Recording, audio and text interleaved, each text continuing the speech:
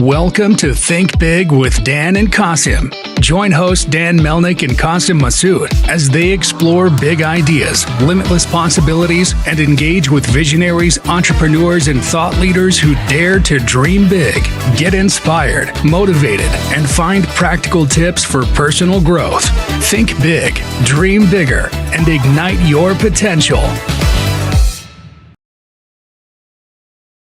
All right, welcome back, everybody.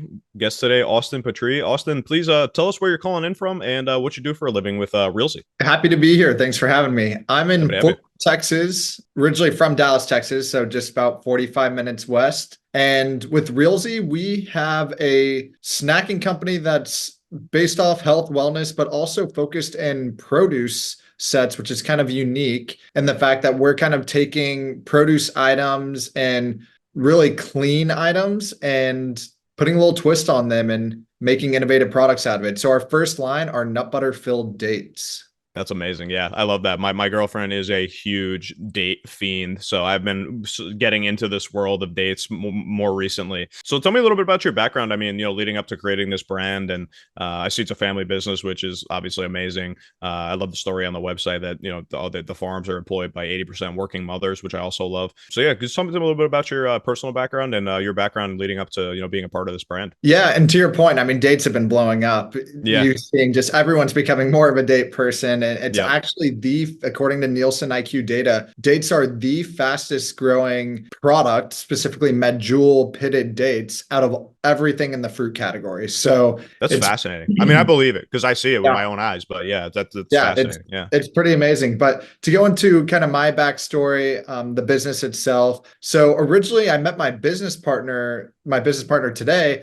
We met in college at TCU in Fort Worth, Texas. Oh, cool. And we actually started a food truck our senior year in college, serving smoothies, acai bowls, and it was called Rollin' and Bowlin'. And we eventually graduated. We ran that food truck every single day. And we really saw this niche and a need for healthy food right off campus, especially acai bowls. We were the first acai bowl focused place in Fort Worth. And at that time, no one knew what an acai bowl was. But at the same time, people from California absolutely did because they were on every corner. And TCU's majority of out-of-state student population are from California. So it landed really well. We ended up getting a brick and mortar cafe on TCU's campus, like accepting their student IDs as payment and everything. That's awesome. Yeah. We hired a bunch of students. It went really well. And then we went to Tulane University in New Orleans, and that went well. And then we kept copying and pasting this model. So we were up to 10 locations from Notre Dame, Loyola Chicago, SMU, TCU, etc., all over the country. And then COVID hit. Everything went to absolutely zero. We were locked out of our own stores. There was nowhere we could go. And that's when, back against the walls, we started packaging our smoothie recipes into a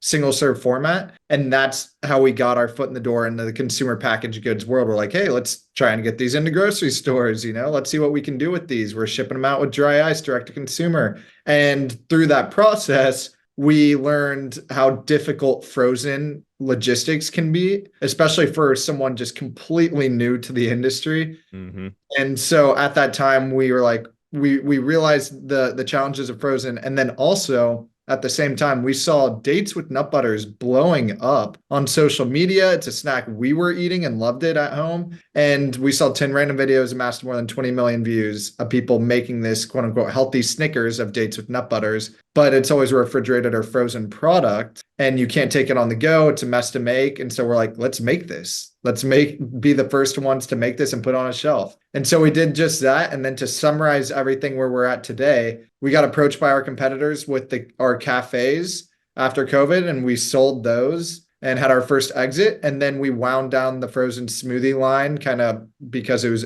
under that same brand name. And then also we launched the nut butter dates under that same brand name of Rollin' and Bowlin', and we rebranded that, redid the supply chain, everything. And now today it's Realsy. And that's what we focus on 100% of our time. Yeah, that's awesome. I always love the stories of the pivots during COVID times. I mean, Oh yeah. everybody was affected in their own unique way. I mean, nobody has the same experience through something like that, obviously. So no, it's such an amazing story. I appreciate you sharing that. And obviously, these I believe, correct me if I'm wrong, these types of dates are Moroccan, correct? So they're sourced from Morocco predominantly. The types of dates that are kind of like the more popular public eye today. So they are sourced. Middle East is the one of the biggest sources for sure. Not necessarily Morocco. They Okay. are a big producer, but Saudi Arabia has a ton of dates. Oh, They're cool. actually this specific variety of date. It's called medjool date. That is really Hmm. popular. It's big. It's super sweet. It's usually expensive versus another popular date called like the Deglet Noir, and that's a smaller one. It's not as soft and sweet. But there is a big component in big area in California, Arizona, Mexico that grows medjool date. So if you ever go to Oh, Palm interesting. Springs, if you ever go to Palm Springs, there are a lot of date farms around there, and people are always marketing date shakes, like where they'll blend it up with some milk and other things, and maybe ice cream, all that, and they're delicious. So there's actually surprisingly a pretty good sized market that has grown in the U.S. Yeah, no, that's awesome. I did not know that actually. Yeah. I was trying to do some research before we got on just about like the types of dates that you use in your product, and all I was seeing was kind of like Middle Eastern, Moroccan. But that makes Yeah. sense. I mean, it makes sense. I mean, that's good that it's that versatile. And does your sourcing come from mostly domestic sources, the farmers that you work with that you've highlighted on your website, or? So we actually source from Mexico. Oh, cool. And yeah, it's a family run operation, and they are, like you mentioned, 85% plus working mothers are the ones that are in the facility. We've been there multiple times. The family is amazing. Everything they stand for is awesome. They have really eco-friendly farming practices with drip irrigation systems, everything. So it's been a really great partnership. We're really grateful for it. And yeah, there's a lot to be said. So they grow in the dry climate, Hmm. arid climates like that. So that's why some parts of California, Arizona is somewhat similar to Middle East, and they grow on palm trees, which I didn't know before starting this. I didn't know that either until about maybe 20 minutes before we hopped on Right. like Alte. It's fascinating. Yeah, I did There not you know that go. either. So tell me a little bit about, I guess, I know you mentioned you started obviously during COVID selling, this date recipe Yeah. direct to consumer. How has that kind of progressed since then? I mean, are you still doing mostly direct to consumer sales with this product? Have you moved into any kind of like wholesale opportunities? What is kind of the breakdown of, where the type of revenue channels that you're taking advantage of with this brand? Yeah, so we're majority a wholesale business. So Hmm. we are targeting a lot of retailers. And again, what's unique to us is that we started targeting like the grocery department where there's a bunch of snacks. You see chips, you see healthy snacks, protein bars, etc. But we have really found our success and our niche in produce because Oh, that's okay. when you step back and think about it, it makes sense for our business because it's a super clean product. For example, our peanut butter dates, it's peanut, sea salt, and the date. There's nothing else added to it. And the dates are often merchandised in produce. So we've had a lot of retailers at first put us in candy, and because it really can be a candy replacement, it tastes like a little Snickers, but someone going in the candy aisle is not looking for a date with two ingredients, no added sugars. They want Skittles, they want Starburst, they want M&Ms. But Hmm. the produce department is much more aware of the ingredients label and looking for something fresh. So we've seen a lot of success in produce, and it's also higher foot traffic in the store. We stand out more, et cetera. And so right now we are primarily wholesale. I'd say it's about 75% wholesale business. And then next would be Amazon and then direct to consumer. So we do, and wholesale business too, we do a lot of drop shipping for where we ship directly to people. But Hmm. we're launching with Wegmans soon in the Northeast. We're in Central Oh, Market, nice. Giant Eagle. We're talking with Safeway, Northern California. So a lot of big retailers, and then a lot of non-traditional retailers, meaning, which is a big part of our business, meaning alternative markets, meaning not grocery stores, but corporate campuses, airlines, anything that really you see product like that is not a grocery store, coffee shops, juice bars. So we're actually launching in a few weeks in admirals clubs and American Airlines Oh, admirals cool. Yeah. airports, which is pretty awesome. And it's going to be completely free for people to eat. So Yeah, I there's a love lot my of Admirals channels. Club. I can't wait for that. Yeah, there's a lot of channels like that. So Also launching with LinkedIn Corporate Campus, Meta Corporate Campus, Pinterest. And what's amazing about that whole market, I think it gets often very overlooked by founders. It was initially for us, and now we're putting a big emphasis on it. It's more profitable, it's high volume, and it's great for marketing because they're giving it to their employees for free. And it's a frictionless trial experience for these people to try your product, share it, and go buy it at the store and share the love. Sometimes a campus, depending on the campus, they may subsidize it where employees still have to buy it. But for most of the tech companies, it's all free. That's super cool. No, I think it is something that's maybe a little bit overlooked. And I have a couple follow-up questions to everything that you just mentioned for that reason, because it's not something I talk about all that often. One thing I'm curious about is, when you go into, you talk to your representative from, whatever wholesaler that you're working with, or whatever grocer that you're working with.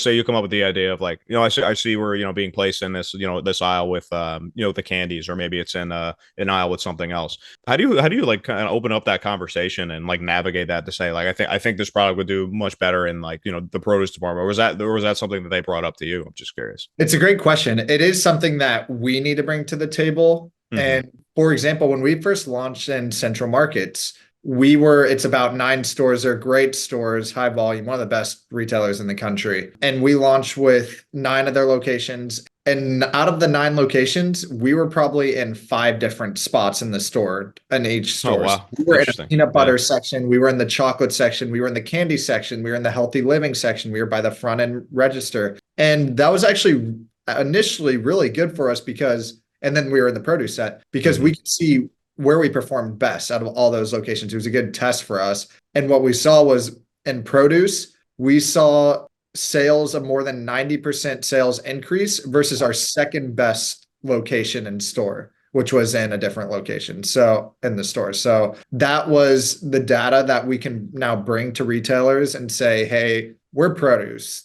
and we know it. And here's why. And there's a lot of other data backing that up that we have. And that's happened many times, though. It's a really good question. We launched with Fresh Time. They put us in the candy set, and now they're moving us to produce. And it is a conversation, and retailers love it. If you can tell them, say, hey, we know we're most successful here, that's what they want to know. Yeah, no, that definitely makes sense. And it seems like your initial experience with central markets was kind of just like randomly like an organic testing experience where they just like maybe just like a different manager, a different store, just put it somewhere else.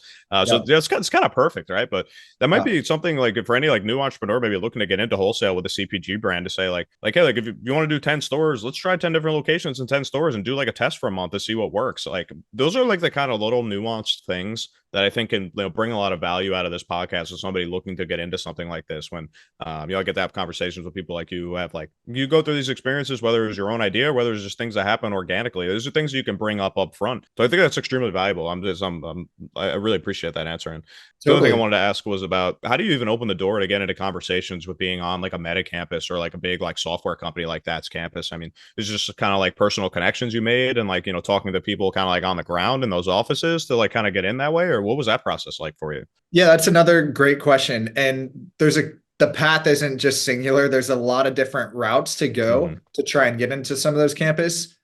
So initially, like we got into Robinhood's corporate campus, for example, by just knowing someone who worked at Robinhood and said, hey, can you figure out who the buyer is for snacks? And they did. And they said, hey, we want this product in. And oftentimes those corporate campuses, that person's job who's bringing in products is there to satisfy employees. They just want to make employees happy. So if multiple employees, or even if just one employee is saying, hey, I really want this on our campus, they're often going to look at that and explore that option. And so then the next step is these campuses will usually have like a snack fair, and they'll bring multiple snacks and physically have like a pop-up table on the campus, and you can give out samples, and the employees will vote on what they like the best, and whatever is voted at the highest rank will be able to come in and they'll bring it in. So you could often even approach, if you can find whoever that snack buyer is, you can often approach them and say, hey, are y'all doing a snack fair? We would love to be in the mix in that conversation. We'll fly to you and and do this because we believe in our product. We are so confident that it'll be well received. And then you can do the guerrilla marketing of getting all the employees to vote for you and everything after that. So that's one route, kind of scrappy, which we've done before. Yeah, I love that. The other route is getting brokers. So there are food brokers that just focus on that non-traditional alternative market space. They don't touch grocery stores. When a lot of times people think brokers, they think of, oh, I'm going to get into Whole Foods. But no, there's a lot of brokers out there who specialize in very specific niches. And so in our case, we actually did on board with a broker. And it took a while. I'll be honest, like it took a while of not seeing many results because we started this relationship with the broker with a snack pack of like a 3-pack of dates. It has 3 dates and it's still a small item, but it was too expensive for a lot of these campuses because they want something that is small and inexpensive relatively because they're trying to feed the masses. Right. So then we launched this individually wrapped date. And for people listening, I'm showing what it looks like. An individually single wrap date. And that opened the floodgates for us because now we're selling our product, say $2 to $3, and now it's 50 cents to $1 per unit. And that's one thing that we've learned, a major lesson for anyone in CPG. If you're interested in getting in these campuses, if you're a snack product, drinks may be different, try and make a product that is under $1 wholesale cost delivered to that distributor or to that company, whoever it is. And that will open up a lot of doors for you. Yeah, no, it's great advice because it's like you said. I don't think this is something that's thought about or taken advantage of enough. I think people focus so much more on the traditional channels of working with a distributor or maybe if you have your own manufacturing process or logistics set up, just selling direct to wholesalers and grocers, and then doing your e-commerce and your Amazon. I feel like 90% of people just exist in those like 3 planes, and I think it's so important, especially now, like kind of post COVID, to be omni-channel. And you have taken that to like the nth degree with being like in these non-traditional stores, being in grocers, being on Amazon, selling direct to the website, and doing all of these things. So I think it's really important that people understand that there's opportunities out there for those things too. Absolutely, it might seem like a higher maybe like barrier to entry or something, but I mean it's clearly not. I mean, there's people that work specifically like this, like distributors work specifically with grocery stores. There's brokers who work specifically with these campuses clearly. So, and was it the same story with the airports and the did you say the Centurion lounges? Or the Admirals Club. The Admirals Club. They're launching. Yes, they're launching in the DFW, Dallas Fort Worth Airport Admirals Club, and then if it goes well, then we'll expand hopefully to other Admirals Clubs. But yeah, it was the same way. It was through our brokers actually with that one. The same broker. That's pretty cool.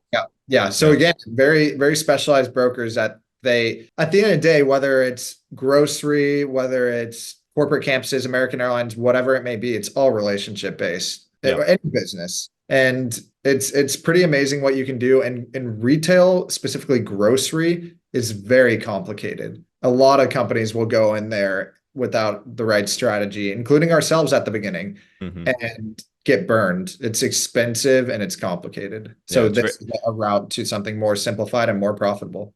Yeah, it's expensive, complicated, and fluctuates massively, and it could be a problem for something that like I'm not sure how like the shelf life is with something like the product that you're making, but especially if you're doing something really perishable like a meat or dairy, man, if you're producing like 5,000 units a month to a wholesaler just to like just to keep the profits high enough for the margins to keep your business afloat, and then that goes away. It's a problem, and it's a big story that I heard.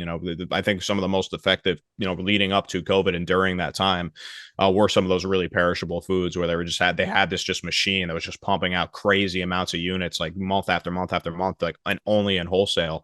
And then when that went away, it was just like everything basically was just spoiled, wasted, and couldn't do anything with it. And still we're under contract with manufacturers and things to do to those types of things, whether it was the money or the production or whatever it was. So no, it's so true, and I think it's really insightful to hear these different kind of alternative channels.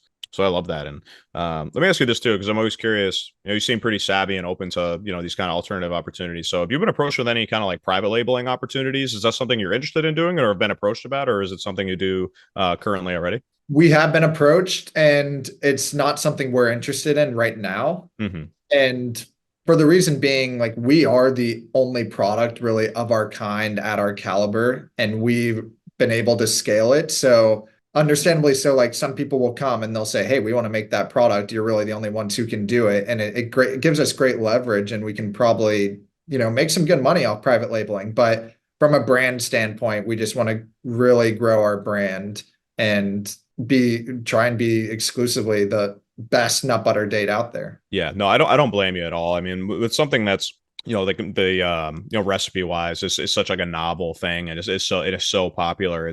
I think, there's private labeling opportunities for certain brands that are just like, marketing something differently, even though it's the same commodity, like, liquid death water, right? Like, whatever their manufacturing or like, processing process is, like, Right. if they have like something really great set up on like the logistics side of things, like, okay, maybe you could private label some of that process for other people. It's just water, I mean, it's all branding. The Right. water's not any different. It's just water. But with something like this, I totally get that. I totally get that. Yeah. And, yeah, I think people, the general consensus I get from like these kind of growing brands that are getting a lot of traction and have like a really popular brand and have product market fit and everything is, obviously open to it. Just, if it's really the right relationship and the right conversation, you take it on. But I think people are rightfully skeptical of doing that, especially too much early on when there's still so much growth along the runway. So that Yeah. definitely makes sense. Yeah, exactly. Yeah. So let me just ask you this question I always love to ask everybody that comes on the podcast. If you go back to, when you kind of started the brand, right? Like knowing everything you know now, things you learned the hard way and all those types of things. If you could give yourself one piece of advice, if you could go back to the beginning, personal, business, whatever it might be, what do you think that piece of advice would be? Man, that's a heavy question. I would say, especially as we talk about these non-traditional markets and everything, I wish we started our single wrap, individually wrapped unit. I wish we started that earlier. Yeah. We've had our 3-pack of dates and it's been doing fairly well. But again, this single wrapped unit has been opening a lot of doors for us in both grocery and non-traditional. So maybe I wish we started that sooner. I don't really have any regrets. So and I also always want to keep things simple. We don't have very many SKUs, so we're really trying to stay hyper focused. Yeah, no, that's awesome. I appreciate that. It's yeah. I mean, it's fair enough, right? I mean, that opened so many doors for you at the time where you did do the single serve packaging, and I don't know, there's something about it. Even you're just holding it in your hand, it's just like you look at it. It's just something. It's something I like. I want to hold that. Like I feel like it feels nice in the hand. You know what I mean? Like kind of like a individually wrapped like big piece of they sell like the snack. Keep going back to the Snickers example, but they sell like the single wrap Snickers, and this is something about it. It's nice and tightly packaged. You open it up, it's almost like it's almost like a relief to open it because it's so tightly nice packaged. Yeah, exactly. And one component we didn't even bring up that is really crucial and really important when it comes to these single wrap units is it opens the door for marketing opportunities for us too. So we've been getting a lot more inbound marketing opportunities. For example, this is a big product with athletes. So a lot of like Ironmans and biking races that are like 40 miles long, and it will be hundreds of people. We just couldn't afford, it was too expensive to ship out our 3-pack, but now we can do it with our single unit. So we can like ship and sample a lot more efficiently at a lot lower cost. Yeah, no, that's awesome, man. I really appreciate all your insights. Austin, I just want to say thank you again for coming on. I just want to give you a quick opportunity before we jump to just shout out the website. Anybody listening, any other entrepreneurs who might be interested in partnering with you, may having a conversation with you, learning from you. Just let everybody know how to stay in touch. The best way to keep in touch with you guys. Thanks so much for having me. Our website's eatrealsy.com. That's EATREALSY.com. You can buy product there. You can buy things on Amazon. We have a retailer locator on our website if you want to buy at a store near you. And I'm an open book. I'm happy to talk and meet with anyone. So my email is austin@eatrealsy.com. So please reach out. Awesome. Well, thank you again, Austin. I really appreciate your time, and I wish you nothing but good luck and continued success, my friend. Thank you so much, Matt. Happy to be here. Thanks, Austin. Thanks, everybody.